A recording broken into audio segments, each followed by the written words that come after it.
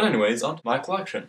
What's my collection? What do I collect? I collect small pieces of dried vegetation. It started off with what's probably my second favorite piece. It's a little dried pineapple, as you can see there.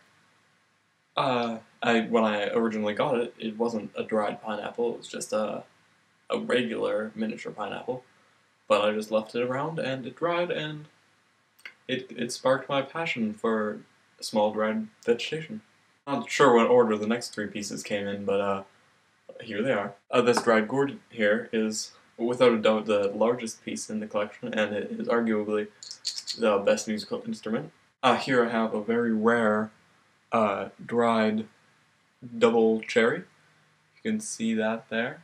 It's double cherry that has been dried. It's a bit sticky still. It's been in my I added it to my collection while fully hydrated, and it's been drying ever since. And that was probably last summer, so it kept its moisture pretty well. But it is obviously wrinkling up. So it's a rare piece, that one. The next one is a classic, really. Everyone with a collection of small dried vegetation has to have a piece of, small dried corn.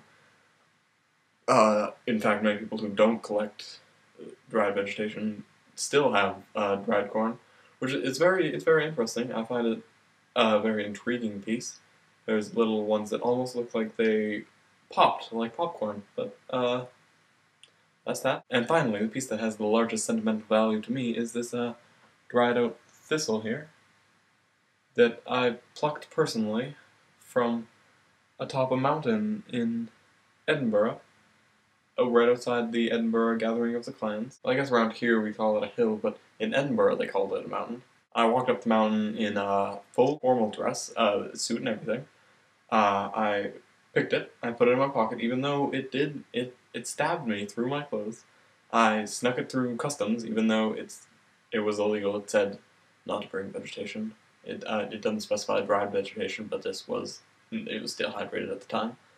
And yeah,